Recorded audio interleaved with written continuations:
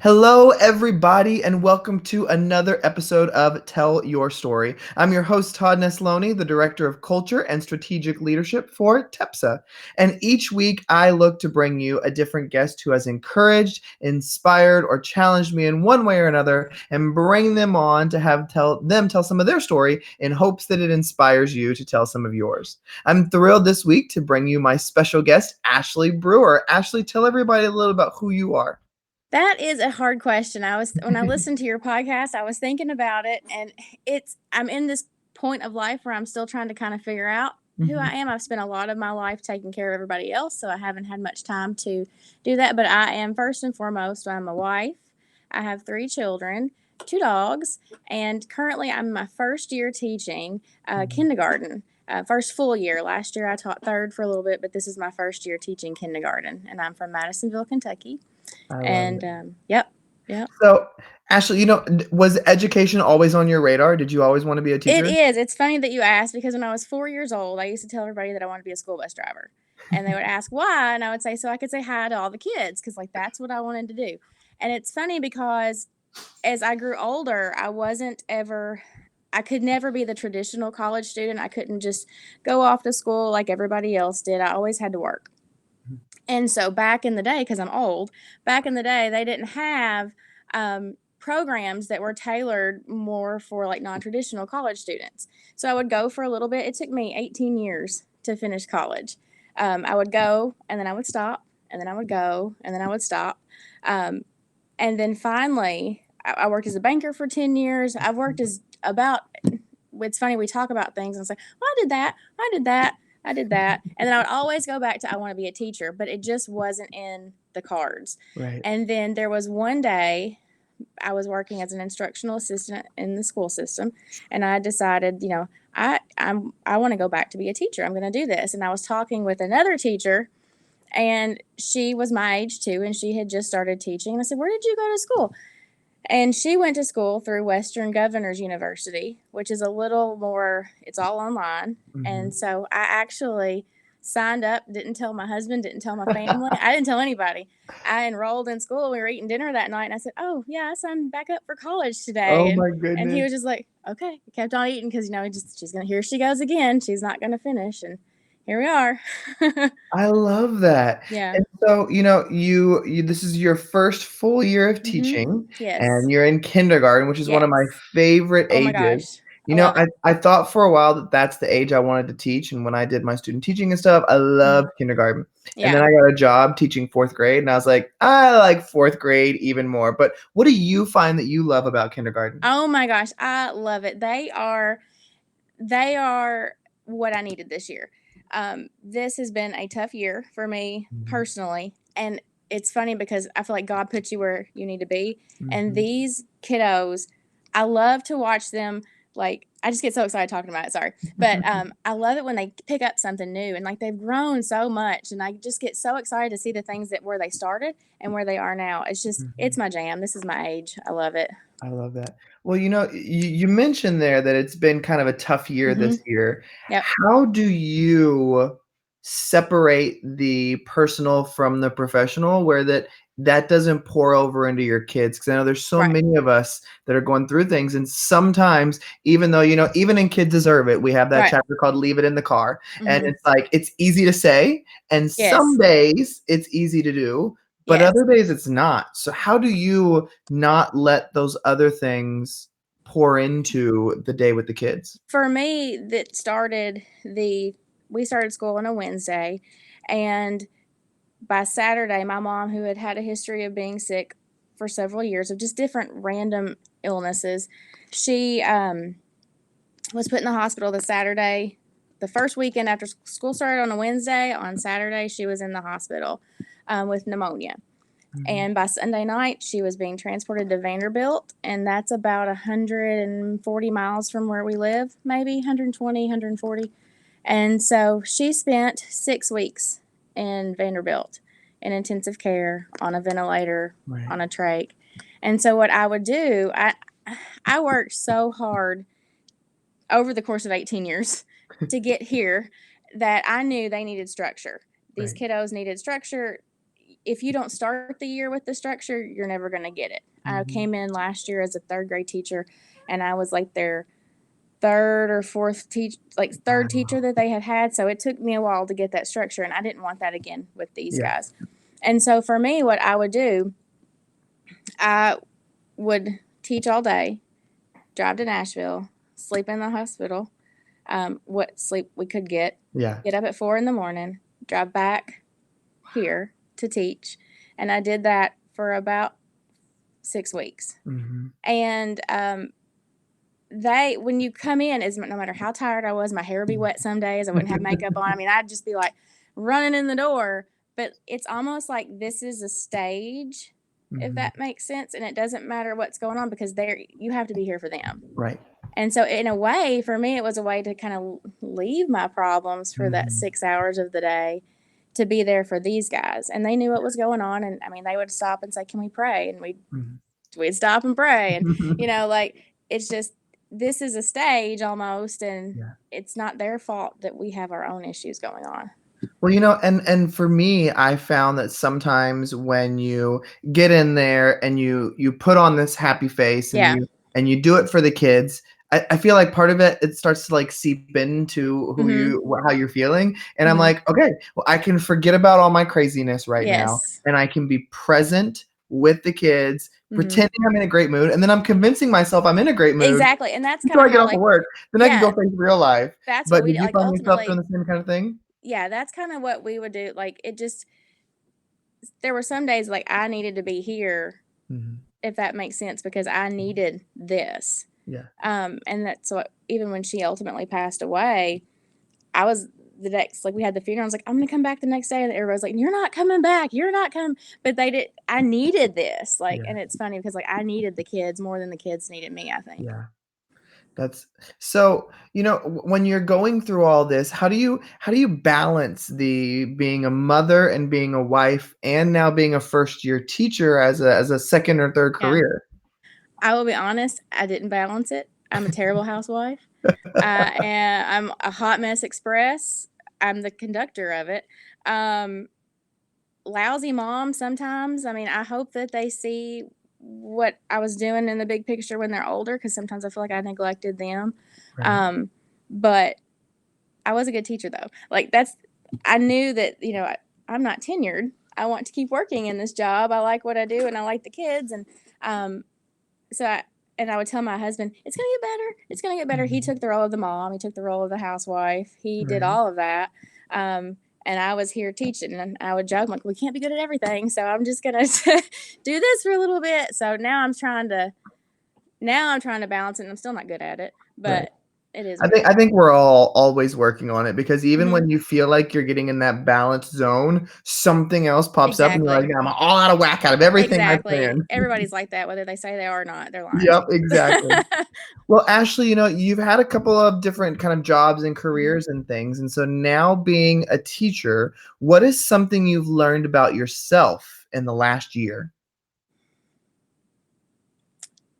I will go back to a little bit. There was a time when I was in college, and I was in school working as an instructional assistant at the school, and a position came open working for the postal service. Mhm. And so I had been working as an aide for some time.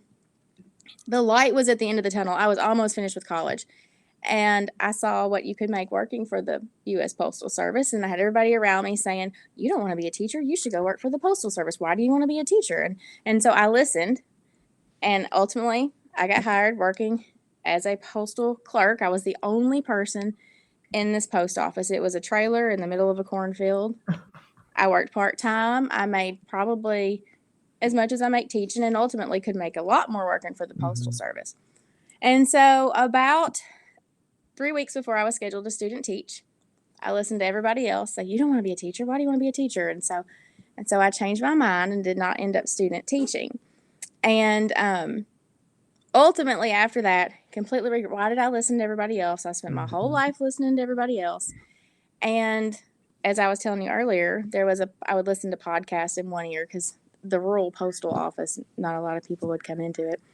And I was listening to a Dave Hollis podcast, And he was talking about if you're not fulfilled, if you're not doing something that that you feel fulfilled with, you're not growing. And ultimately, it just hit me like I felt like he was talking to me. He might as well have said, "Hey, Right. Ashley Brewer, you need to quit the post office."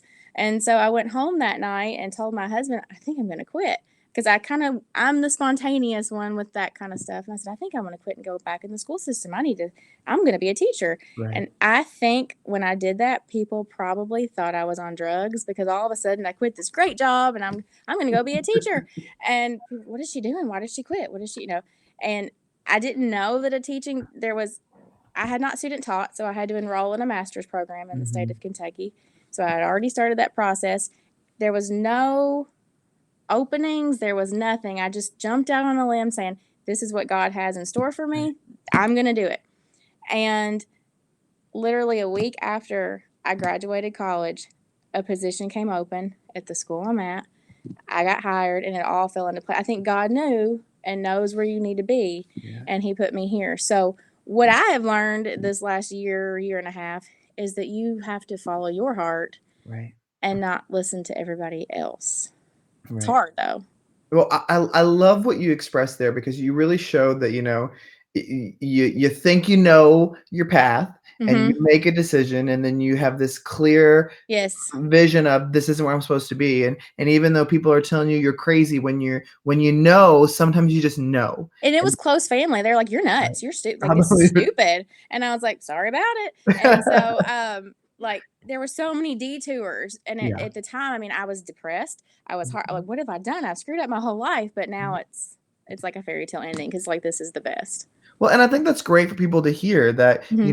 we don't all find our path at the age of 18, and then Exactly. it's the perfect place from then on out. I Yep. mean, and that's not saying you didn't enjoy other Right. avenues you've taken, but to get where you are today, you know that you are where Hmm. you're meant to be. Exactly. And so, thinking about that, and I hope this doesn't come off as an offensive question because I'm not No. meaning it that way, but knowing that you are a first year teacher now, first full year Hmm. teacher, and you're older than some of the other Yep. first year teachers, does that ever make you insecure? Do you ever feel treated differently from that? I I mean, because, I think about me as a first year teacher. I mean, I was like this little baby and everybody right. treated me differently because I'm this young kid. And I just wonder, do you feel like you're treated differently because you're not like this fresh out of high school, college Right. kid? Right. No, no, not at all.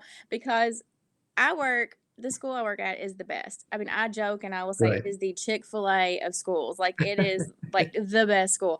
But it's funny because when I first started, there was another teacher and it was her first year, but she followed her straight path and she said something and I said something about how old I am because I'm 37. And she goes and she's in her early 20s. She said, "Really? Really?" And I was like, "Yeah." And she was like, I said, "Just because I just graduated doesn't mean I didn't get, it took me a little longer than it took you." But no, I don't, not at all, because we are a family. I'm lucky that I work at such a close, like they are my people. Now, if there are other people who are listening or watching Hmm. and they may be thinking about a new career in Hmm. education, or this may be their first year and that this isn't their first career path, are they going to be moving into it next year? Do you have some advice for people about what you would tell somebody on their first year teaching? To be patient Mhm. and to try new things. There are days where I feel like a rock star. I'm like, wow, we really got a Mhm. lot going on here today. And then there's days where I'm like, ooh, like that just didn't go well. Right. And then you feel like, what have I, what did I do? What do I need to do different? And stuff like that. And as for me, I like to take in all the knowledge and just read the books and Right. go to the conferences and um, that's where I feel like I've learned a lot. And then just day to day in the classroom, there's going to be tough days. It's not like oh, I'm going to go play with kids all day and I'm going to go do this. And it is not like that some days. And I think, and I feel like I'm saying this in so many episodes, but I think it's just worth repeating that we get a false image of what it's like in a classroom or Hmm. what it's like in education when we follow so many people we admire on social Hmm. media because we see their beautiful lessons and their transformations, and their kids look so happy and they look so happy, and you're like, I'm drowning. Like, I Mhm. don't know how they get this. And I have to constantly remind others and myself Right. that that is, social media is a place for positivity, I believe. I mean, there's too many people enough already complaining, and there's so Mhm. many educators like myself who it's like we don't want to be another complaining voice. Right. But I feel like we also have to share those struggles too. I think that, and that's the thing. I am one of the. I'm probably a little too transparent, but I like to keep it real because the people that look like they have it all together, they really don't. Mm-mm. They just pretend that they do, and Nope. I don't mean that mean. No, But and I was having a conversation with a friend just a couple days ago who is well known on social media. mhm. Their education stuff is followed everywhere, and they were like, it's so hurtful when somebody says something that's Mhm. like, oh, well, your classroom is just perfect, or you just, and that she was like, I wish they knew how like hard Mhm. this was this year, or how my administrator just reamed me out every day for the stupidest stuff, and I'm just Mhm. trying to hold it together. And she's like, but I can't just go and blast that out Right. there. She goes, Right. but people just have this false idea that everything's Mhm. easy for me. And she goes, and it's not. I'm Right. drowning this year. So I love that you have that transparency and that Mhm. vulnerability too. And so, switching gears just a little bit, Ashley, when you think about your life and everything that's gone on to get you to where you are today, and I know this question is a large question, but Mhm. just pick one. If you could think of one thing that has happened in your life that really helped define the woman you are today, what would that one of those things be for you? That would help define me as far as to be a Well, that teacher. that that something that happened in your life that really made you who Ashley Brewer is today. Ooh, that's tough.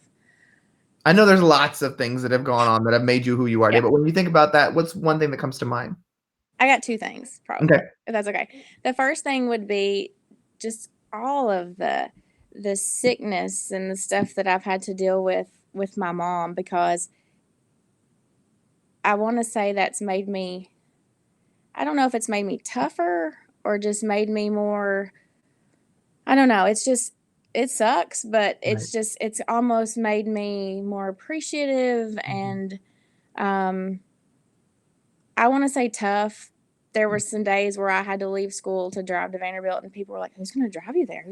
I'm driving myself. This is our life. This is, and I think that just rolling with the motions of that, Mhm. it's hard, and it's hard whenever other people haven't gone through that, Mhm. you know, Mhm. and so that, and then I want to say, as far as getting me here, I know it may sound silly, but listening to that podcast that day at the post Mhm. office, those, I would say those two things have made me who I am I the most. love that. Well, and when you think about the people in your life that have Mhm. played a really heavy role outside of family, who's somebody that's been really instrumental in your life? That's hard. Because we Um, always want to go to family, but outside of them. I don't know. I was gonna say I wouldn't probably have a lot in the family either. Um,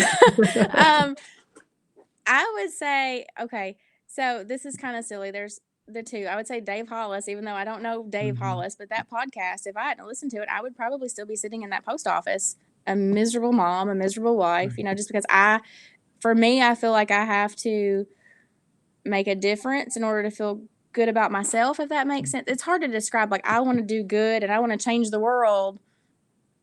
And if I'm not doing that, then I don't feel good, if that Right. makes sense. Yeah. That, and then I guess that would be, even though I don't know him, that Yeah. one instance really, I know it sounds You know, silly, and but and I don't and I'm of the belief that you don't have to know somebody to have them have left an impact on you, exactly. because I think of so many people that I've connected with through social media, or I've read Yes. their book or anything like that, and I'm like, one day I'll get to meet them and And tell them how I much will they tell you, meant I to know me. this, you're gonna think I'm, and people that don't know me are probably gonna think I'm a psycho, but I'm a jokester, and so I like to joke and stuff, and I love Deanna Jump. Like, Uh-huh. I'd say that we are gonna be best friends one day. She just, and so, and so I joke about it in a non psycho way, and I get it's it. I totally get it. like, I mean, and so it's funny because I did not know who she was. I didn't know anything about this Mhm. until I went to get your teach on last year. And Mhm. so I was in the K1 and flew to Texas all by myself, met a friend that I had run some races with. And I thought, oh my gosh, this lady, like, I'm so relatable to her. Like, we're going to be best friends. And so I remember calling my mom and during break, and I said, there's this lady, and she's like a presenter, and like I didn't know who she was or anything. I was like, we're gonna be best friends one day. She doesn't know who I am, but like we are gonna be best friends. And so I would joke. And so then once we became friends on Facebook, I was like, we are 5% best friends. I'm getting there. And so anyway, she ended up reaching out to me, and so I'm gonna go to Get Your Teach On in Nashville. I And was gonna ask if you were yes, coming to this because I'm gonna yes, be there too. yes. So So anyway, so we've sort of connected through all that with my mom. Not quite best friends yet, but I'm getting there. And so it's funny and it's kind of silly and it's kind of sad at the same time. Before my mom took a bad turn for the worse, before she ultimately passed, the last thing I told my mom was that Deanna had invited me to Get Your Teach On. And my mom, I said, my best friend online, like she's gonna be my best friend. And my mom just kind of rolled her eyes because that's just kind of, she had the trach and she couldn't talk. And I said, I'm gonna be going to Christmas at her house one day, Mom. And my mom just like rolled her eyes. And that was the last thing that I got to say to my mom in a non-psycho way. I was right. kidding, but I was like, No, yeah, we're but almost I best love friends. that. And I think that those kind of stories are where Yeah. I love hearing the real power of social media because I can think of so many Yes. of those examples just like that in my life about when you just kind of let your insecurities fall by the Yeah. wayside and just go and connect people and see that it doesn't matter how many followers they have. Exactly. Most of them, not all of them, there are some jerks with Right. lots of followers, but most of them are really great people who Yeah. are just trying to make it like the rest of us and they just Mm-hmm. happen to have something that took off that brought all these people Exactly. watching them. And I always tell people, and they're always like, "Oh my gosh, I'm getting to talk to you." I'm like, "I'm really not that big of a deal. Trust me." I'm like, "The only thing is I was in the right place at the right time." And I tell teachers, my stuff is never better than anybody else's out Right. there. It's just I'm putting it out there. And so Exactly. the more that we put ourselves out there, the more we see people noticing, and because we're all doing great work. And Yeah. so, Yep. It's well, awesome. Ashley, one of the questions I always love to end these conversations Mm-hmm. on is if there was one thing that you wish more people knew or understood, what would your one thing be? My big thing is to be real and to be yourself. And Mm, that's what I said earlier. The people that look like they have it all together online, they don't. yeah. The people that, I'll give an example. We have started going to church, early service. I'm not a morning person. I don't like getting up.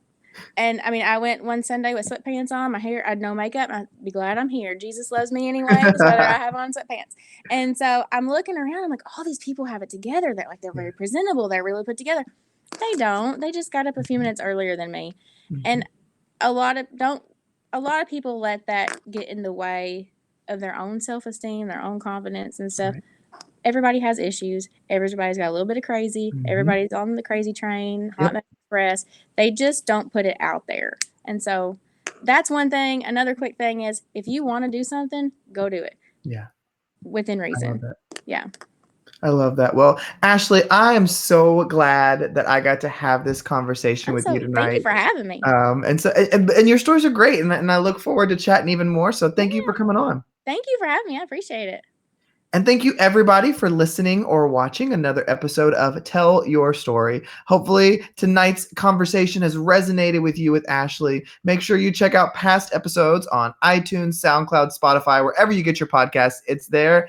And just because I can't leave without giving a shout out, my brand new picture book, Spruce and Lucy, released on Thursday of last week. And so go out and grab your copy on Amazon. I would love to hear your thoughts and let me know what you think and share it with me. So hopefully you go out and check that. You can listen to Ashley's conversation again or anybody else online. And I hope that today's conversation has inspired and encouraged you to get out there and tell your story because every story matters.